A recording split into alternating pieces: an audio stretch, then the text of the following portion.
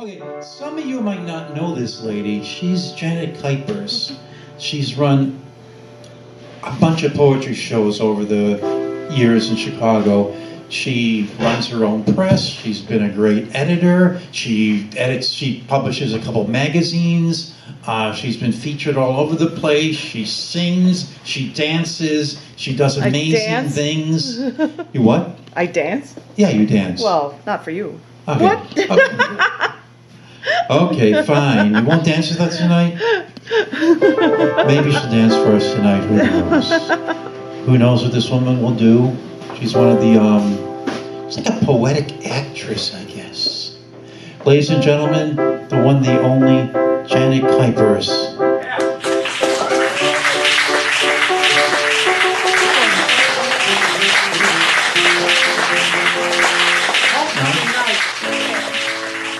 Welcome home. Hi, thank you for the welcome home. It was groovy cool. Did anybody here go to the University of Illinois, Champaign-Urbana? No. No. I thought somebody waved. Well, Team World for tennis had a guy from South Africa who actually went to U of I, which is where I went to school, and there were a lot of people in the audience that were going, ILL, INI, doing college stuff, which was really hysterical. So, but that's all I'm going to say about tennis. That is that. Hi there, ladies and gentlemen. I am thrilled to be here. Does John have the train sounds going? He's all cool? Oh, he's setting it up with the stereo. It's set up, I can start at any time. Awesome. I would like to share with you a bunch of new and old poems, varying things for you. And the first ones I wanted to share with you were actually from past shows that I had done in Boston. And a couple of them appear in this book. As I had said before, Pharaoh Meme's show poems. I've got 2 copies available here right now if anybody's interested in the copies. But this first poem is called Only Choice is to Build. Walking through ruins, she saw desolation. She saw how people were saddened, ashes were over everything. She walked through the rubble, reached her hand in, pulled out 1 brick, dusted it off. Everything was saddened, everything was ruined. And she saw this brick, and she thought, what can I build? You think it's over, but this is your chance. Let's start anew. Let's start from scratch. Let's make this world as we see it could be.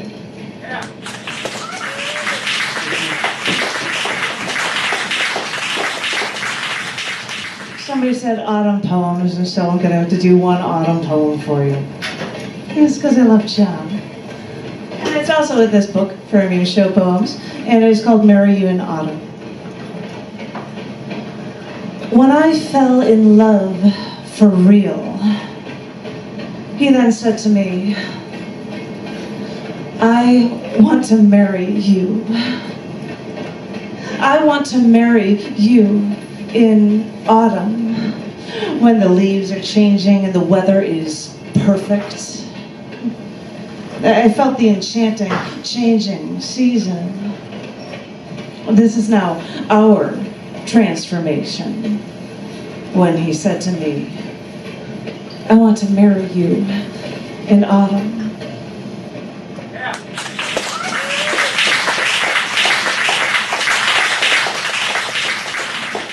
I was sitting in a bar while John was eating Kessler ribs before coming here, and I read this to the bartender, and she got a real kick out of it. So I'm going to share with you. This is called Violations Tested. Was driving to meet someone who had so little time off for lunch. Was running late, still a few miles on this one stretch of 120 to their office. So, although the sign said 30, I went 55, following a cop speeding down the street. So after about a mile, that copper then turned on his lights and signaled me over. And he walked over to my Saturn, asked me if he knew how fast I was going. And I replied, saying, I don't know. I was just following you, sir. And I waited. Because if he wrote me a ticket, then he would have a record that he was speeding while not in pursuit. If he wrote me a ticket, his faults would be found, and all cops want to think that they're invincible. So, after he looked at me, he finally said, after looking at me for like more than a moment, he said, watch what you're doing, and watch your speed in the future. That's all he said. And I nodded very subserviently, yes, sir, and I, a little bit slower, went on my way.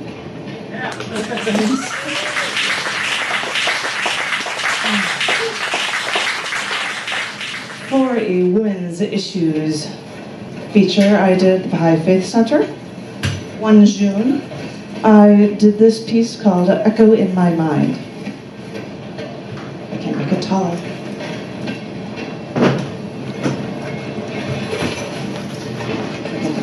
This is called Echo in My Mind. The thoughts of these women, the visions of these women, the legacies of these women, they echo in my mind. I think of the woman who, in her youth, led armies to battle and saved her country. And for this, she was burned at the stake because she was a woman and she had beliefs. I think of the woman who wore a black dress as the bride in her wedding. And no, it's not because she's goth like me, but because she had work to do, and she didn't want to get her white wedding dress dirty. And yeah, she had work to do. She was discovering things scientists take for granted now. And she was discovering things no man had yet chanced to wrap his head around. I think of the woman who lived at a time when she wasn't allowed a higher education, and so she studied for free, and she worked for free. And while she did this, she made amazing scientific discoveries until she escaped Germany days before Adolf Hitler would have put her in a concentration camp. She carried a friend's diamond ring while trying to escape in case she needed to bribe someone to allow her to pass. And after her drive, after her work, she gave the world Nobel Prize winning collaborations, despite the efforts of the Third Reich, and despite the patriarchy all of her life that thought, she's just a woman. She doesn't need to learn. I think of the woman who was in the first wave of women allowed to have a higher education, but still, she left her communist home. She was searching for freedom, and she started a life on the other side of the earth, because after what she learned, she knew that understanding philosophy could really set her free. I think of the woman born not far from my home. She studied music, but wanted to share her story of life as a woman with the rest of the world.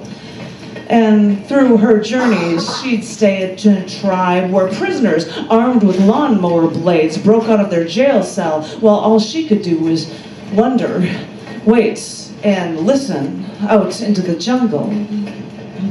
During her travels, she took air-mail airplanes until she was dropped off as far as she could before completing her solitary journey to the North Pole.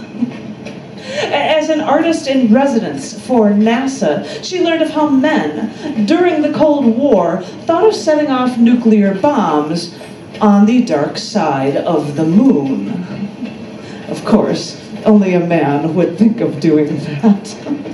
But once she was in a protest about economic exploitation of women and the treatment of women as animals, giving flyers of images of chicks, bunnies, foxes, and pussycats. And she even said that, quote, for every $1 a man makes, a woman makes 63 cents. Now, 50 years ago, that was 62 cents. So, with that kind of luck, it'll be the year 3888 before we make a buck. And I think about what these women say, and I think about what these women mean. And like they say, I could just go on and on and on. But tonight, I've got a headache.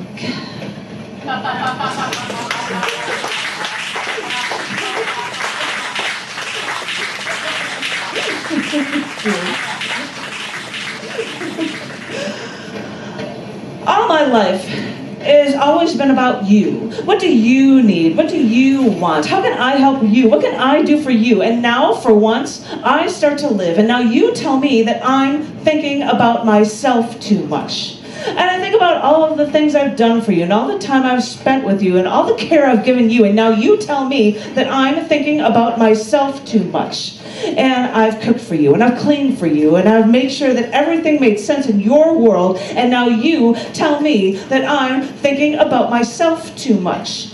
And now all I can really think is that you're only angry because I'm thinking about me at all. Thanks. Lovely host Dave Getchick had some of these chapbooks of mine, and the last I saw they were piled up in another area, and I don't know if you have those chapbooks, my darling. No, I don't have those chapbooks anymore. Did you give them all away? I gave them all away. Awesome. I didn't know if it was done. Because I like to print things, I tried to print a couple copies of what I had, and I'm not made of paper and can make them for everyone, so I hope a couple of you got that, and I hope that's cool, and I hope you like it. This next poem, last year for is my angel leaving? Oh, she's letting me look at me. I gotta have her time. Oh, this is my Antarctica polar dive. I did the polar dive while I was at the Southern Ocean because I said, okay, people do it here. I might as well do it while I'm at the South Pole. And I had to get a shirt. So that it would have been like a really long. Well, you don't wear it while you're diving. You're in a swimsuit. I didn't wear this while I dove into the ocean, no. Anyway, but that's my shirt. Anywho, because I was tired of showing my ribcage to you. Anyway, this next poem I wrote last year. It is in this book as well that I shared with you before.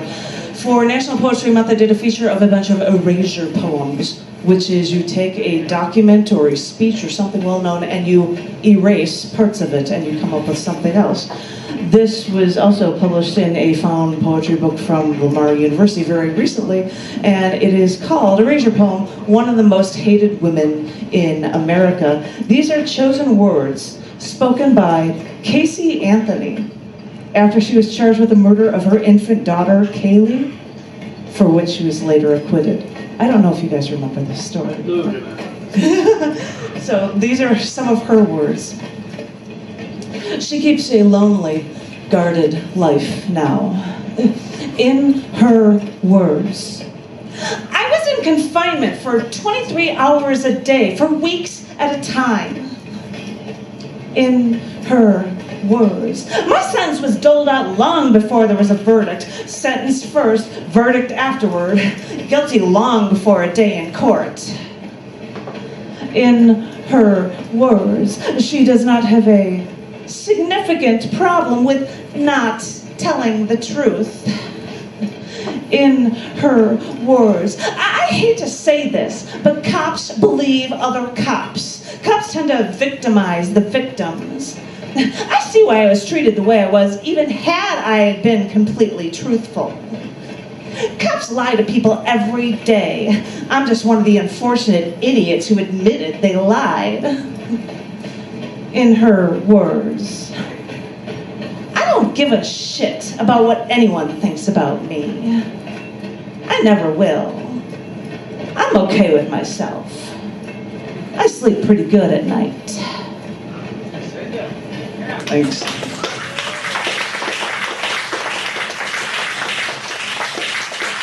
And a short one in honor of our host, Dave Getchick. Why be a carpenter and build your own cross when Walmart can do it for you? Selling mass-produced 2-foot-tall wooden crosses with glued plastic flowers to hammer into dirt at roadsides for accident victims. Why be a carpenter and build your own cross when Walmart can do it for you? David Bishop, thank you. I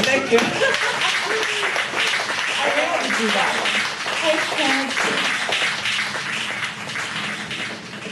one. This is a poem about relationships, and it's called Being God. I'm tired of dying for your sins over and over again. And why is it that I am the one that's doing all the dying and you're the one that's doing all the sinning? I don't think you're learning your lesson. I'm tired of taking this knife to my hands over and over again, giving myself the stigmata, and the blood gets all over my clothes, and I can never get the stains out. And for what? For you to see how I suffer? I'm tired of being humble when I'm supposed to be the one with all the power. Over and over again, I become your servant, and never are you bowing to me. I don't even get a thank you. I'm tired of preaching to the converted, when the converted aren't even really listening. They're snoring in the back rows while I deliver my sermon, and there's not even air conditioning in here, and I'm sweating. I'm tired of coming to you and healing the sick, taking away the problems over and over again, giving you something to look forward to, and all I have is an eternity of waiting for someone to take my place and tend to my wounds. I'm tired of giving the earth up to you, watching the devil's work be done. And you know, he's just sitting down there and looking at me and laughing over and over again because it's so easy for him because he doesn't have to work. I'm tired of being your salvation over and over again, and you turn to me, and I have no one to turn to but myself. That's a bitch, you know, being your own God, since no one can save me from me. I'm tired of being your teacher, handing you what you need on a silver platter and waiting for that damn collection plate, and someone is always stealing from it out of the back row. I know who you are, you who leave me nothing. I'm tired of wearing this crown of thorns over and over again, and the needles prick my skin, and even God's bleed. At least this one does. And when I ask you to wipe the blood out of my eyes, well, I can't see you anywhere. I'm tired of being something for everybody when everyone is nothing for me. Maybe the devil has the right idea, you know. Maybe I'll sit back and wait for you to miss me as you wonder, who's your Messiah now? Thanks.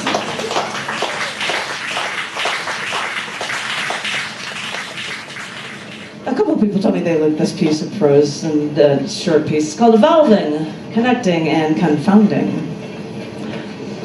It concerns me when I see toddlers vying for their mommy's attention, yelling to get their mom to look up from their smartphones. It confuses me when I hear that the IBM Corp, the company that invented the PC, has decided that all of their employees should use Macintosh computers. Riddle me this, Batman. Explain to me why the new decree is for IBM employees should now use Macs. It condemns us all when I see ads on TV of a hero fighting enemies, killing people, and escaping certain doom before saving humanity until the PlayStation logo appears, followed by the words, "Greatness awaits." It confounds me because greatness awaits for those who didn't just sit in their comfy cushions and play video games. Heroes are those who don't just sit back, they act. They don't escape their reality by playing games of an alternate reality. They make their lives great. So, yes, for all you console junkies out there, greatness still awaits. It consumes me when the town I am from, the city I love with the best architecture, the best skyline from the water, and wait a minute, the best tasting tap water too, the best blues music, the best cultural mix. It consumes me. It consumes my soul when the mayor calls Chicago a sanctuary city and further restricts gun rights for those who would legally use guns. Unlike the gangs who, in Chicago over Christmas weekend, shot over 60 people. Of course, there were innocent bystanders. It concerns me. It confuses me, confounds me, it consumes me. This is commonplace. This is a part of what they call evolution. Or maybe it's how the culture evolves, by staring at screens with all the surface information they could ever need or want at their fingertips. Or maybe it's how the culture de-evolves, by not having to remember anything because you can always have Google out there, that new phone of yours that's smarter than you. So you can just stare at a screen instead of actually interacting with other people. Because why would you want to interact with people when you can look at a 4-inch square screen instead? I went to a bar and I saw two men together at a table, both using their smartphones instead of interacting with each other. But wait a minute, isn't the actual point of going out in public to meet someone in the first place? Isn't the actual point to actually interact with them? Because this bar, this publican, was a place where people went to meet with each other to interact. But this past New Year's Eve, at a bar on Rainy Street, a group of people went to a bar to ask if they had TVs so they could watch sports games. You see, now the Publican has become a place where people can all pay attention to anything other than the people they came with, or anyone else for that matter. This is your new future.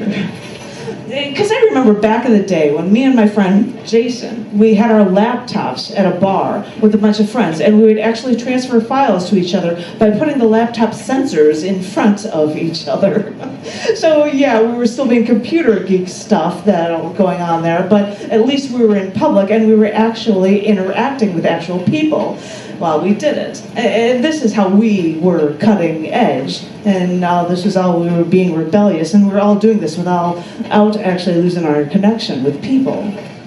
We look for a happy medium. I'm the woman who was an audio and video sampling artist for all of my performances, the one with my own name as a domain name, tons of CDs on iTunes, who runs an expansive online print publishing organization. I'm incorporating YouTube and Vine videos back in the day, Facebook, Twitter, Instagram, even Pinterest, Tumblr, and Google+. But I don't know how many times I've been still called a Luddite because I only recently got a smartphone, and you know, no one ever calls me, so what am I missing out on? Because maybe the problem is trying to come up with that balance. With this ever-expanding technology crammed down your throats, we've been forced to feel that we need, sure, we can always want to have the latest and the newest. We can forget that our phones used to cost less than $20 per household per month because we always want to give up something and have something more. We think we can have it both ways as we welcome the new millennium, and maybe the real key is to remember to strike that balance so we don't lose what we loved about the past while embracing and throwing our arms around the future. The future is ours. We just have to look before you leap so that we know that we'll land on our own 2 feet and always land on top.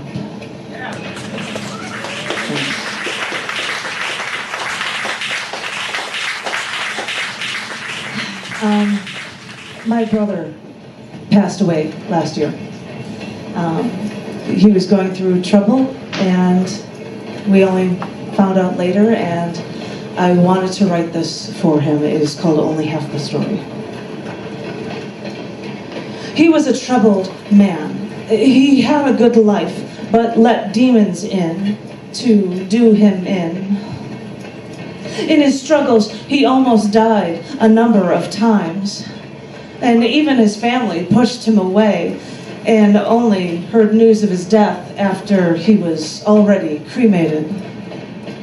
And it makes me wonder if our love for him ever completely went away. Because after all the mistakes were made, I want to believe that he's worth more than what his demons reduced him to. I want to remember that when I worked retail, he bought the biggest teddy bear through me when he had just found out that his wife was pregnant with their first child. I suppose that was a fun way for me to get the news, too. I want to remember how he'd come inside after plowing too many streets to count that were filled with feet after feet of snow, that little icicles would be hanging off his mustache from his breath. I want to believe, I want to remember that he had done these things. And one time, I want to remember that after he had come to pick me up at an airport, he decided to pay the airport's parking machine with pennies, dropping pointless pennies and laughing at repurposing pennies that were only wasted space in the trust ashtray. I want to remember that a friend from his youth, who was shorter than me by the time I was 12, that his friend decided that my nickname would be Shorty. I want to remember how I'd see him swim, and he'd wear these tiny Speedos. And that might seem strange, but he got a college scholarship for this. He was a near Olympic diver, watching competitions with medal winners like Greg Louganis. And he'd go to the diving board, and suddenly this concrete construction company owner sprung with such skill as he flipped through the air before making the tiniest tear and splashed next to nothing through that sheet of water that could shatter like glass through the sky if anyone else tried the same dive other than him. You see, I want to remember these little slices of his life, these windows into his acts of kindness, how he was the kind of guy who'd want to give the shirt off his back to a man in need.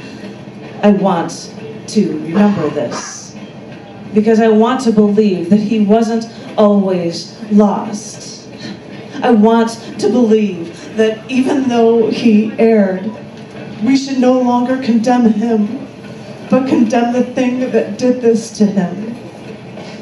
So I try not to remember the demons, but remember the man inside.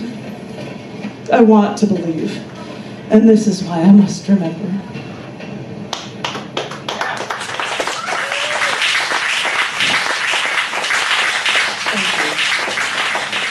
Thank you. I have one more I'd like to share with you, and if you're wondering why I'm wearing silver lipstick, I happened to release in June the 25-year anniversary issue of CC&D, which is the 25-year anniversary is usually silver, and had the silver to do a shining cover for that. And this poem that I'm going to read to you is from a show, from the last Baha'i Faith Center show, and it is also in this book. And thank you guys very much for listening. This poem is called Only Voice He Could Hear. When I was 10, I was the queen of Hawaii in a school play. Other students in my court would all kneel around me. Then dancers entertained us, all while I sat on a throne. I took advanced classes, was a tough 10 speller, could even spell the longest word in the English dictionary, pneumono-ultramicroscopic silicovolcanoconiosis. At this point, I thought I could do anything. So I learned a little French, but I don't know, I must have missed my petit déjeuner because I was feeling a bit peckish and wanted something more. I joined choir. I even sang at my graduation ceremony with classmates before I went to high school. Because at the ripe old age of 13, I wanted to live by those words we had sung then. Climb every mountain, forge every stream, follow every rainbow, till you find your dream, until you find your dream. Before the final graduation ceremony, an older man in a suit emblazoned with medals and ribbons from the American Legion came to the stage to award one student in the entire school with the American Legion Award, which seemed at the time the highest honor anyone could ever achieve. And when they said my first name, I wondered, there's another student in the school with that same name, how did they win? Because I couldn't believe it when they said my last name as I walked onto that stage to get my medal from what I was sure was the nicest man I had ever met in my entire life. Once graduation ended and I saw my family, my father said to me that during the choir performance that I was the only voice he could hear.